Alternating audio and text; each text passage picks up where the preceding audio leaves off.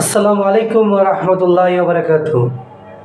সম্মানিত মুসলিম ভাই বোনেরা, আমরা এখন যে হাদিসটা জানব, রাসূল সাল্লাল্লাহু আলাইহি ওয়াসাল্লাম বলেছেন কোন দোয়া পাঠ করলে মহান রব্বুল আলামিন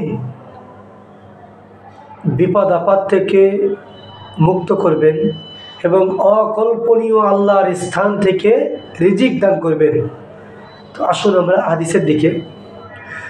রাসূল সাল্লাল্লাহু আলাইহি ওয়াসাল্লাম বলেছেন, যে ব্যক্তি নিয়মিত ইস্তেগফার পাঠ করবে, আল্লাহ তাআলা তাকে যাবতীয় বিপদ আপদ থেকে মুক্তি দিবেন, মুক্ত করে দিবেন। কি করলে? নিয়মিত ইস্তেগফার পাঠ করলে। আরেকটা বিষয় আছে, আর কি করবেন আল্লাহ?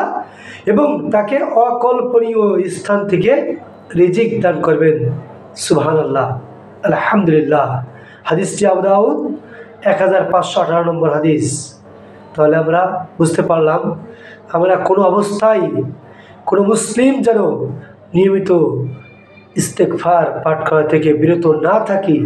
মহান রব্বুল আলামিন আমাদেরকে এই হাদিসের উপর আমল করার তৌফিক দান করুন। সকলে বলি আল্লাহুম্মা আমিন। আসসালামু আলাইকুম ওয়া রাহমাতুল্লাহি ওয়া বারাকাতুহু।